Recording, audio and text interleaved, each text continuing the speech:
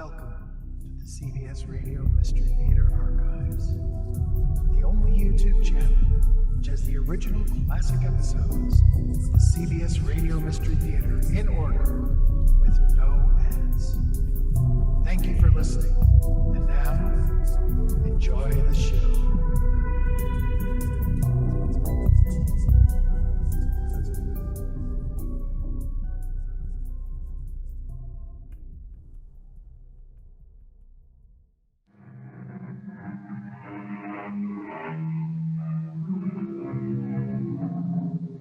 Come in. Welcome. I'm E.G. Marshall. What does the name Edith Cavell mean to you? Of course, they didn't know it at the time when her parents named her, but Edith means happy in war, which is fairly ironical when you consider Nurse Cavell was perhaps the greatest civilian casualty of World War I. Why did hundreds of thousands of British and French soldiers carry her name in their hearts? Why? We will learn presently. There's someone at the front door. Take a peek out this window, Sister Wise, and see who it is. Oh, it's three men in civilian clothes. I wonder who they are. It could be the German secret police. Go let them in. But Nurse Cavell, the Germans are searching every house looking for escaped Allied soldiers. They won't find them here in a hospital. We've got 24 soldiers hidden up in the attic right this very minute.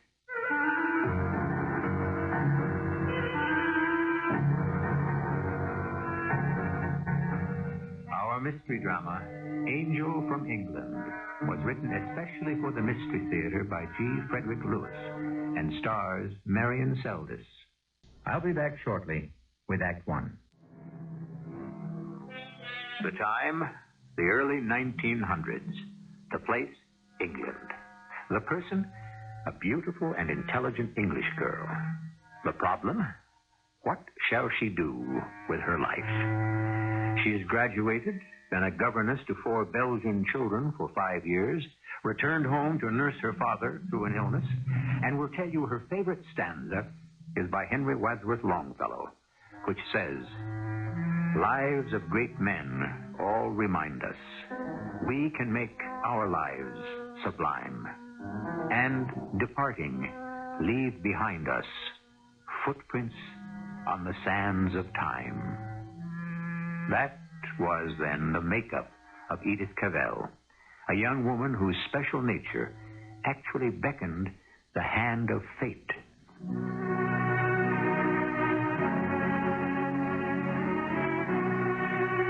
While I was taking care of Father, I knew I had to be a nurse. I trained, and it became my whole life.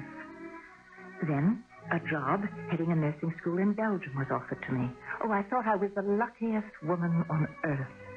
Many girls came to us, were trained into fine nurses, and I myself learned as I taught. Every year I go home to Norfolk in the north of England for my mother's birthday. July of 1914 was quite different. Germany had declared war. I knew my place was back with the Red Cross in Brussels. There would be many wounded. Colonel Beauchamp! Colonel! Over here. Sergeant Meechin. Is that you? Yes, sir. Sergeant Meechin, sir. How badly are you wounded? I'm just out. Germans will have us all in that crossfire. Where's the rest of the company? Well, I'm afraid I'm all that's left. Most of them scattered for retreat. Can I help you out of there? I don't think I can make it. I've got it 3 times today. Oh. I'll just rest a little. Try to stay alive. I'm going back to get help, sir. I told you to keep down. Oh, Lord. My head is bleeding. What? How bad is it? Oh, I do regret the inconvenience to you, Colonel. Better try something around that scalp. Well, it's amazing, sir. It doesn't hurt at all. Do you suppose that means anything, sir? Only that you've got a very hard head.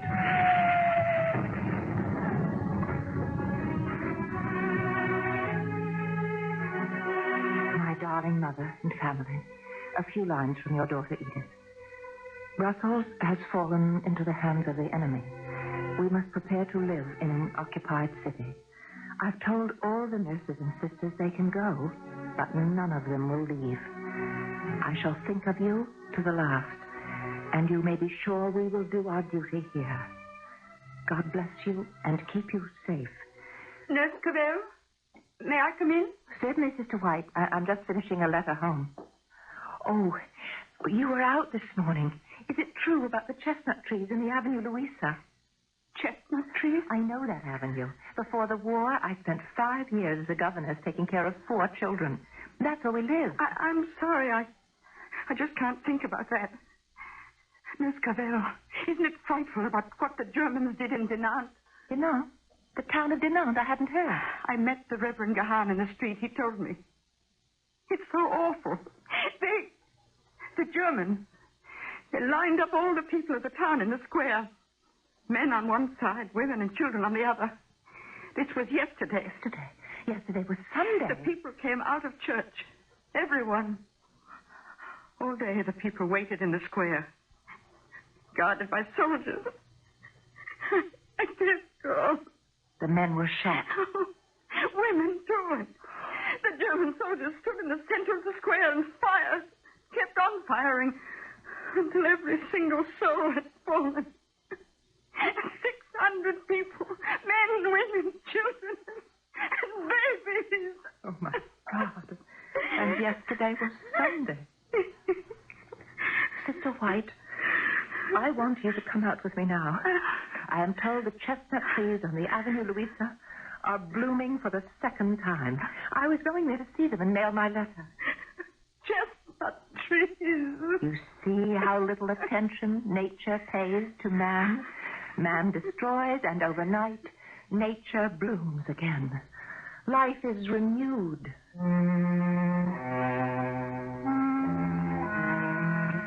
Every day, the sound of shell fire in the distance. The Germans taking town after town in their march to Paris. We have had some German wounded here at the hospital, but no Allied men. Where are they taking them? Mädchen, you awake? What? Oh, yes, of course.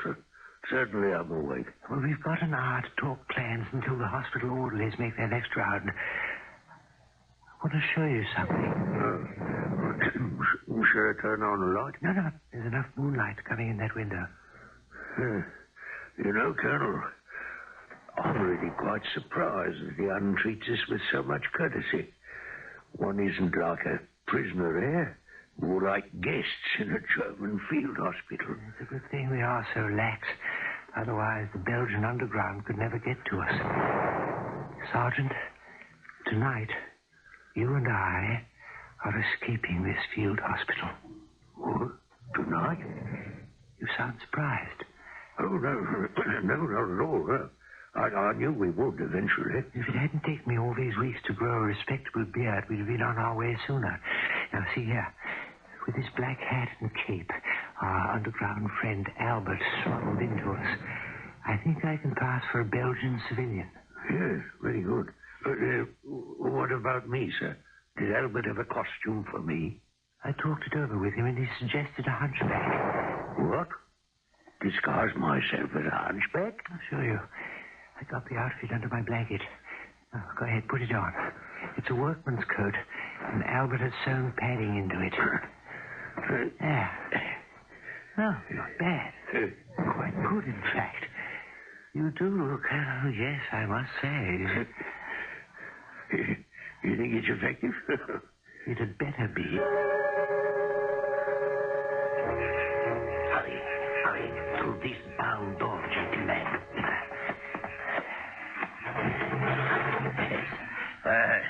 Welcome, gentlemen. Albert, old friend, good to see you.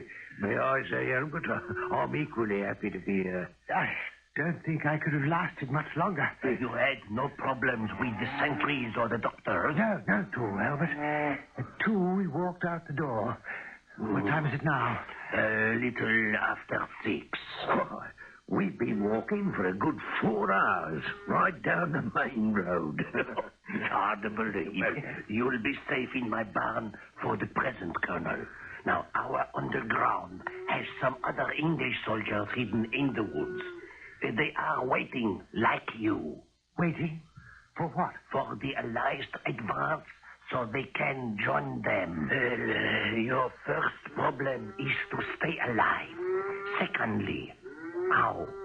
Thirdly, where? You have three choices. Hiding in the coal mine, our big woods, or a big city. The coal mine, I would say no. The cold weather is almost here. In the woods, I would also say no. I can see, Colonel, you need medical attention. That leaves the third alternative. Is that it, Albert? Yes. The city of Brussels. I will myself bring you both to the station, get you train tickets to Brussels. You both sit in different parts of the train, and I shall make the arrangements so you are met when you arrive. Yes, but Brussels is occupied by the enemy. How can we stay out of sight? Oh, well, there is a nurse who runs the Red Cross clinic, and you will go there. An English woman. English? Oh, well, we shall certainly get good treatment for the Colonel's leg. Well, it is not only her medical knowledge you will find useful. Ah? What do you mean, Albert? She has managed to hide in the hospital several escaped French soldiers. Splendid. Think what she might do for two Englishmen. Perhaps even get us across the border. Oh, yes. Quite possibly. Well, then, what are we waiting for? Let's be off for Brussels. I need 2 days to make the arrangements.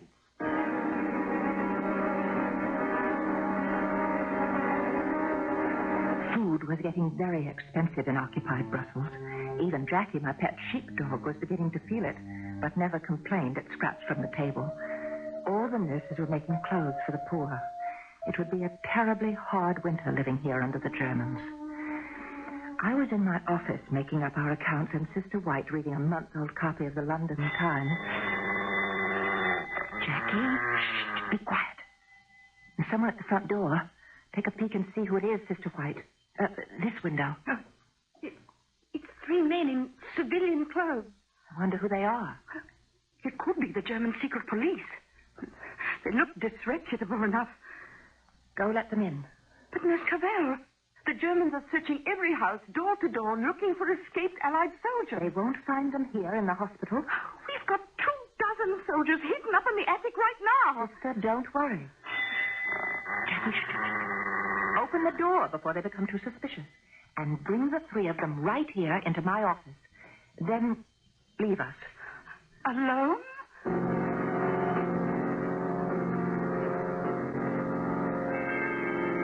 All right, gentlemen. I think we can take care of you. Sister White?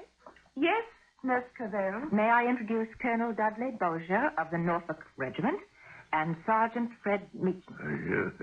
They have suffered wounds, and for a little while we shall try to make them as comfortable as we can. Au revoir, and thank you. How'd you do, Sister White? I'm pleased to meet you, miss. My goodness, you're both English. And both welcome. English, but what if the They Germans... won't find out. This will be our little secret. Now, if you'll both sign this form for the operation. Operation? Oh, no, I don't want anything amputated. This foot will get better. I'm perfectly well, and Sergeant Meacham's head wound is quite healed. No, we don't need an operation. I thought you were going to help us cross the frontier. That, gentlemen, is the operation. This was how it began. How Nurse Edith Cavell, running a training center for nurses in Belgium, became involved in hiding and dispersing British soldiers. The colonel and the sergeant were the first of actually hundreds of Allied soldiers who were not only healed at the hospital, but when well enough, were spirited across the border back to England to rejoin their regiments. I shall return shortly with Act 2. If you were a Belgian during World War I, and were not called up. If you were, say, an old farmer, retired schoolteacher, an elderly shopkeeper, or if you were a woman or young girl, you did everything you could to undermine the grip the enemy had upon your country. One of the best ways to help liberate your country was to join the Maquis, the underground, and rescue Allied prisoners. Edith Cavell, in her hospital in Brussels, was the only Englishwoman who joined the Belgians in their surreptitious battle against the occupying Germans.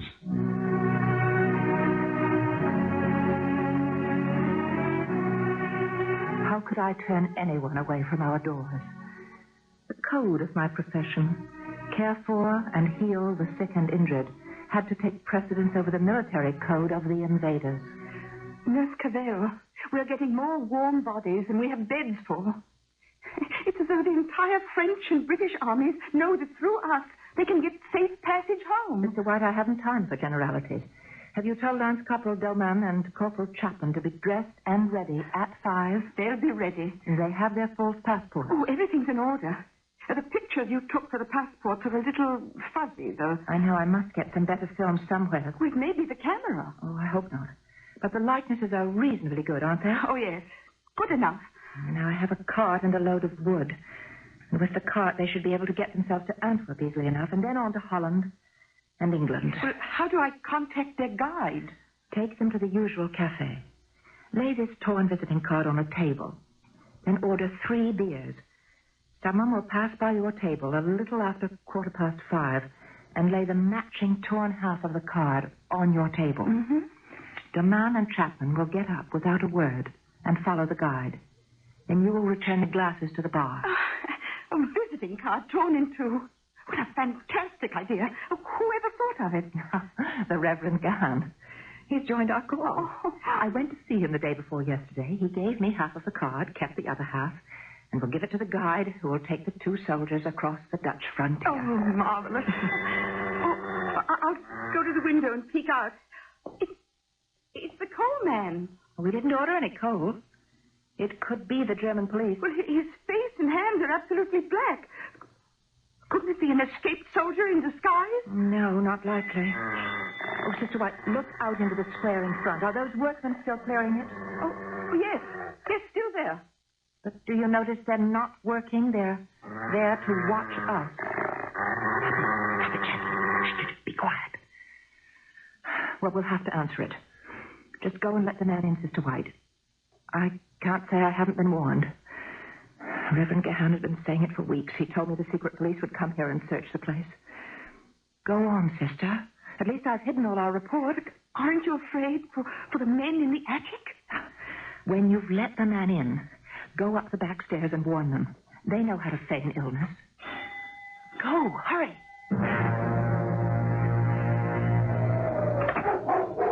I didn't order any coal. I know you didn't.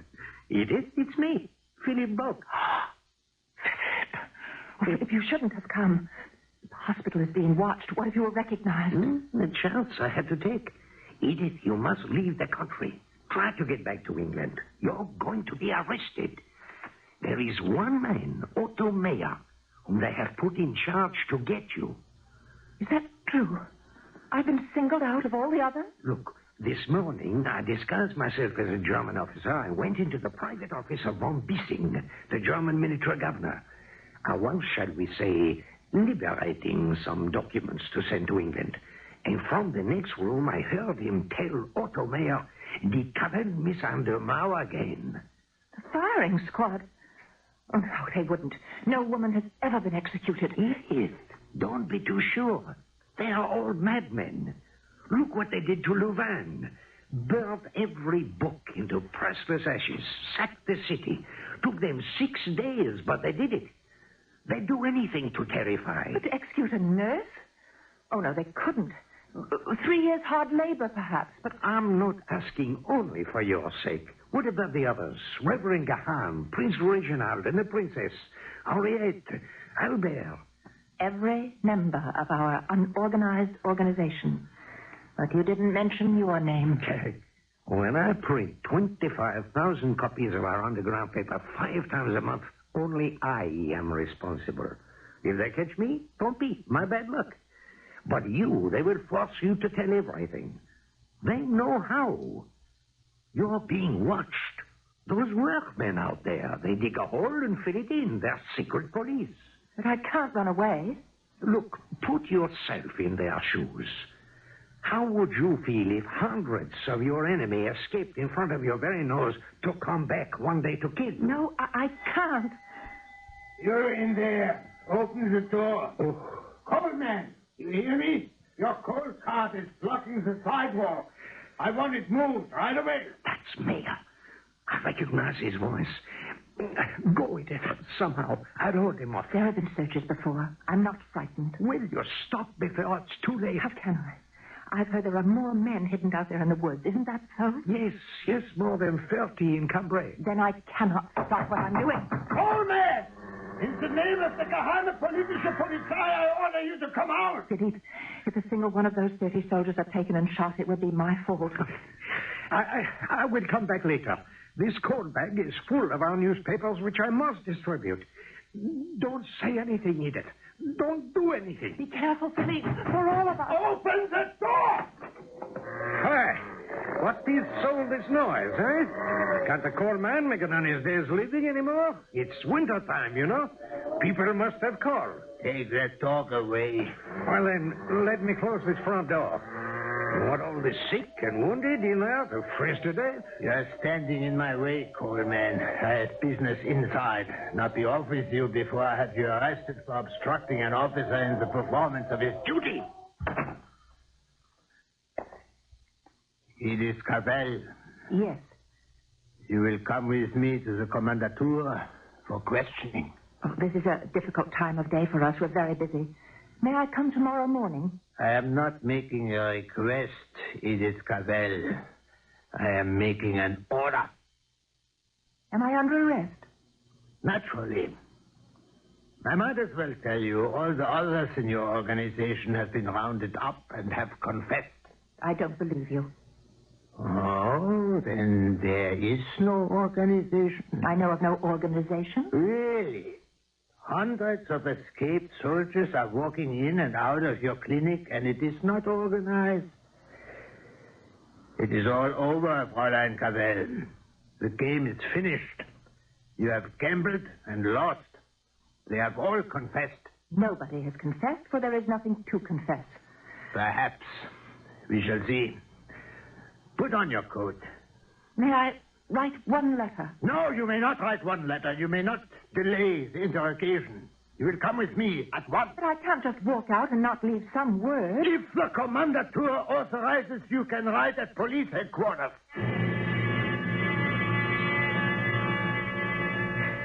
They placed me in a cell. It was agreed, or should I say permitted, for me to write one letter. My dearest sisters and nurses, I hope you're not worrying about me. They have told me I shall be questioned again and again until they have what they wish to know, and then I shall know what they will do with me.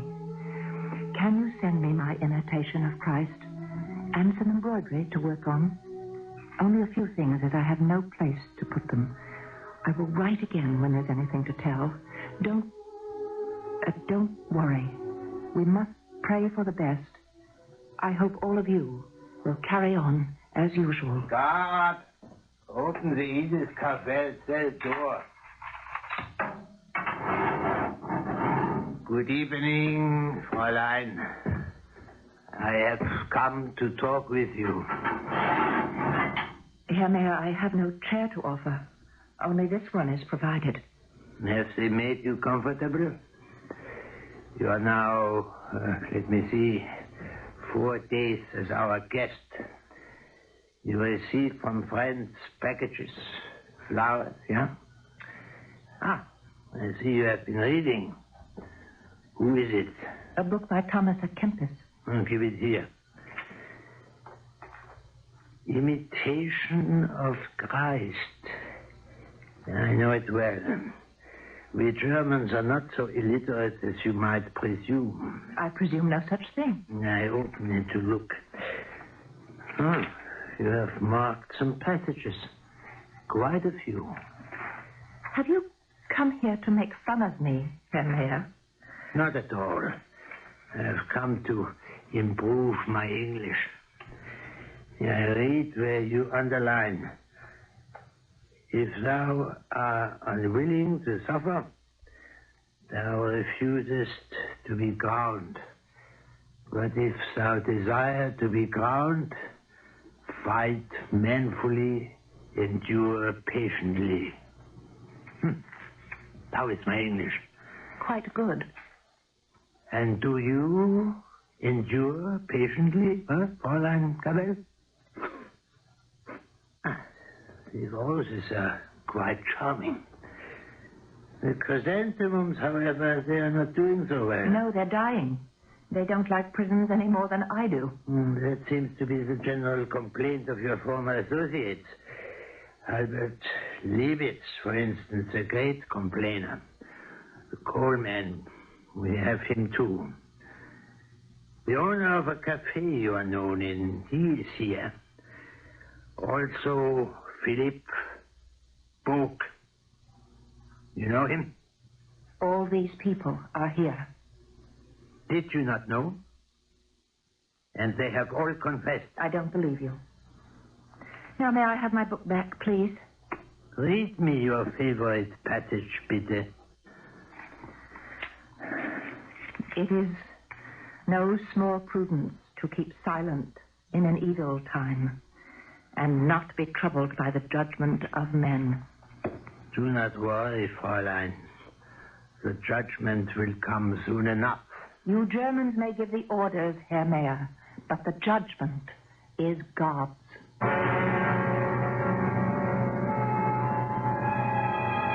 In a matter of hours, the Germans reached out and choked off that courageous lifeline by which one woman gave hundreds of fighting men a second chance to fight again. Anyone who had even anything to do with this extraordinary organization in Belgium was arrested. I'll be back shortly with Act 3. When the Germans could not force a confession from Edith Cavell, they forged a confession. And so, some thought Nurse Cavell had betrayed the loyal Belgians, all of whom risked their lives that others might live. But those who knew her better knew it could not have been her signature on the affidavits.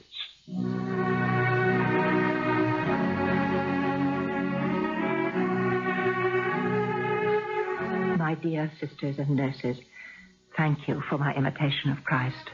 Will you also send me my little prayer book? And thank you for looking after my dear old Jackie. Please brush him sometimes and take him for a walk. He enjoys it so. Will you please send me at once my blue coat and skirt, white muslin blouse, and my gray gloves? I would like to wear them for the trial. Love to all. I hope to see you all soon, as time may be short. Your matron. Fräulein. Yes, Herr Mayor. I have been informed you asked for ordinary clothing to wear at the trial. Yes.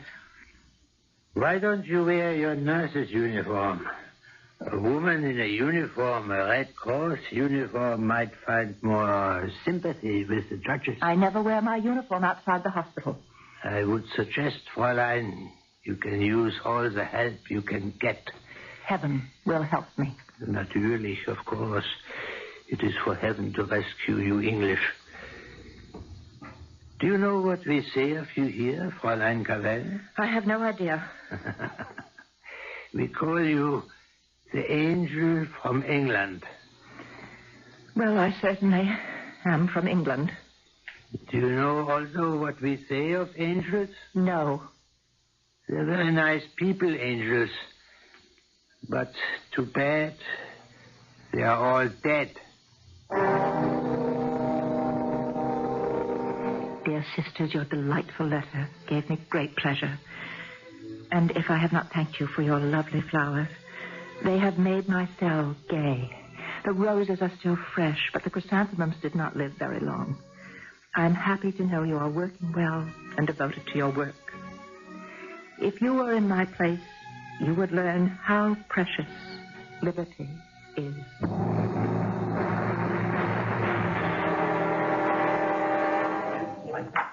Fräulein Edith Cavell will take the stand. Edith Cavell, from November 1914 to July 1915, you have lodged French and English soldiers, including a colonel, all in civilian clothes. You have helped Belgians, French, and English of military age by furnishing them with the means of going to the front, notably in receiving them at your nursing home and giving them money. Yes. Who was the head, the originator of the organization? There wasn't a head of the organization. Was it Albert Liebes? No. Philip Book? No. Why have you committed these acts? I was sent, to begin with, 2 Englishmen who were in danger of death. Both were wounded. Now, Fräulein, once these people crossed the frontier, did they send you news to that effect? 4 or 5 did so. What did Philippe Book do? What was his role? I knew Monsieur Book very little. I met him a few times. I don't know what his role was. In your signed affidavit, you gave names of those you recruited for this clandestine work. There were no names on the document I signed. I hold up this affidavit, and it has names on it and your signature. Are you telling me this is not your signature? I'm not saying it is or it isn't. I'm saying there were no names on the document. Yes, we know what you said. You don't have to repeat it. Do you realize your actions would be to the disadvantage of Germany and to the advantage of the enemy? My preoccupation has not been to aid the enemy, but to help the men who applied to me to reach the frontier. Once across the frontier, they were free. How many people have you sent to the frontier? About 200. Fräulein, you may step out of the witness box. You are dismissed. Is that all, Albert? Still not giving her a chance to say anything or explain anything. Sister, they are going to make short work of us all. I can't bear it. Did you see Nurse Cavell's face? So much suffering. For one who has eased the suffering of so many others. Fräulein White, to the stand, bitte.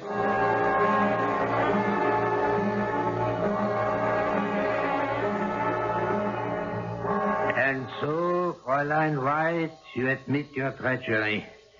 Dressed as a nurse, hiding behind the uniform of the Red Cross, you have dishonored your calling.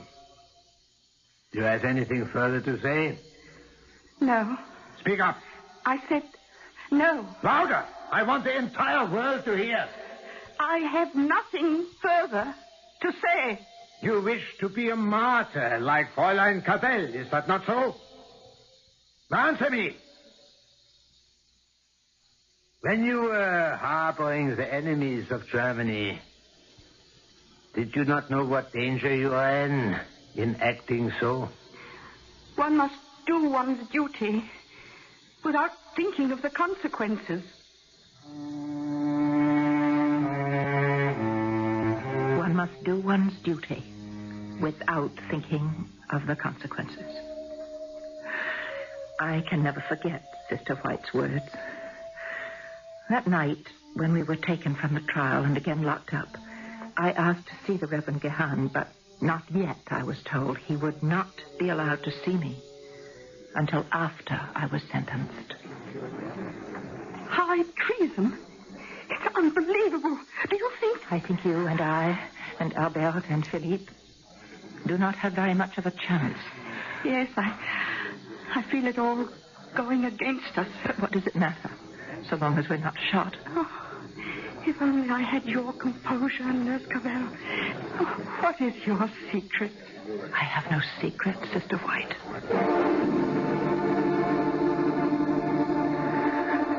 Grant me patience, O Lord, even now in this emergency. Help me, my God, and then I will not fear, however grievously I be afflicted. God Open Fräulein Cavell's cell door. Good evening, Fräulein. Good evening, Herr Mayor. You keep your cell very clean. No. Don't get up. It is your cell, your home. And the one chair is your chair. Have you come this evening to discuss my furnishings? I came to bring you this. A Bible. From your pastor, the Reverend Guerin. It is never a bad thing to read the good book. But, Fräulein, frankly, if you ask me, I think you are reading it too late. When will we know? The sentence? By morning, I should imagine.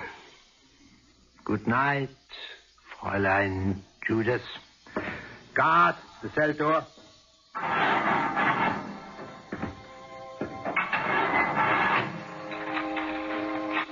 I am racked with grief of heart. I am burdened with sins. I am troubled with temptations.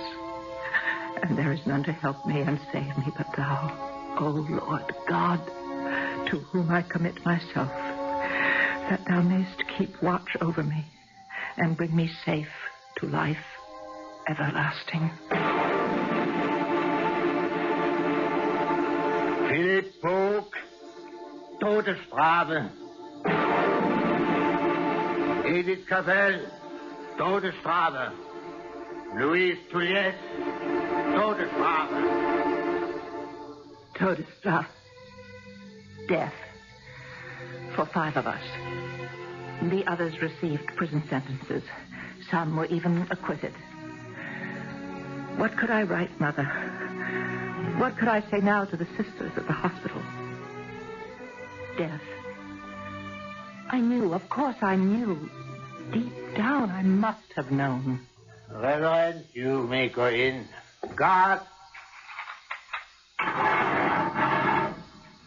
God be with you, my child. No. It's useless. I am English, and they want my life. Yesterday, I was thinking of the last 2 we sent across the frontier. And how you tore a visiting card in half to help us. Did they get away safely? No, I'm afraid they were caught almost at the border and have been sent to prison. They, too. How long will they give me? Only until tomorrow morning at sunrise. The sun rises at 5 these days. Yes. Oh, Reverend, you must not let my death affect you so. It was good of you to come. Every day I have been asking them. They would not let me see you before. But you know, Reverend, I've seen death so often. It isn't strange or fearful to me. My life has always been hurried and full of difficulties. The time of rest has been a great mercy. 10 weeks of imprisonment? Everyone here has tried to be kind. I was thinking, even as I stood in the dock, being sentenced, and now, as I stand so close to God, patriotism is not enough. I must have no hatred or bitterness toward anyone. They would not let me even attend the trial. It was fairly conducted, Reverend. You see, under the circumstances, I did expect to be shot. Oh, now you sit, Reverend. I'll sit on the bed, and you sit on my one chair. Oh, I see someone sent you flowers. The sister. I've kept them all this time, even though they're dried and faded. But I remember them as they were once. Full of life.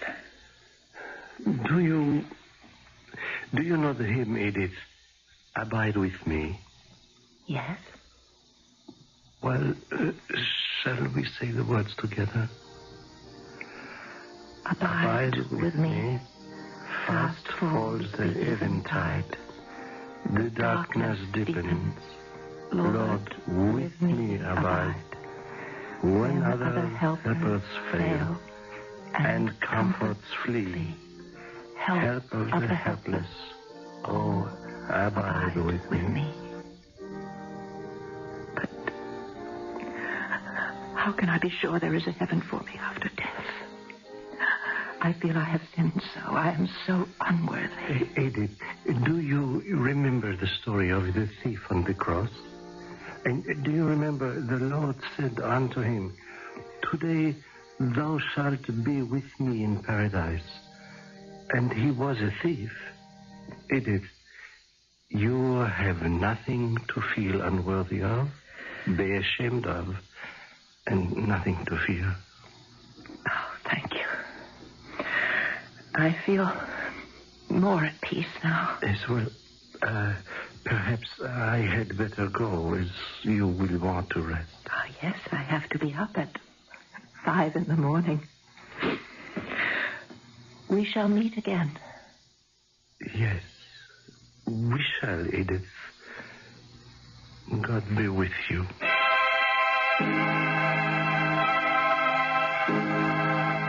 2 hours after sunrise, the morning of October 12th, 1915, Edith Cavell and Philippe Bach died in front of a firing squad, brought down by 2 salvos of rifle fire, which echoed and re-echoed for many years. Yet all this might never have happened. There is a postscript, if not an epitaph, about which I'd like to tell you when I return shortly. Truly, the name of Edith Cavell is among the great heroes of war. She set an example of devotion and selflessness which has never been exceeded and never been forgotten. But had not Belgium been the scene of fierce fighting, Edith Cavell, like the other nurses of her hospital, might never have been heard of. There would never have been the great need for the angel from England. Was it the hand of fate that gave us this extraordinary woman? Isn't it amazing that so often, when crisis or catastrophe arises, fate sends us a savior? Our cast included Marian, Seldes, Bryna, Raeburn, Court Benson, Robert Dryden, and Earl Hammond. The entire production was under the direction of Hammond Brown. I hope you enjoyed this episode of CBS Radio Mystery Theater. If you've enjoyed this and want to hear more, please subscribe to this channel. You can also visit my other YouTube channel by searching Mr. Brian McCarthy in the YouTube search bar. Till then, thanks for listening.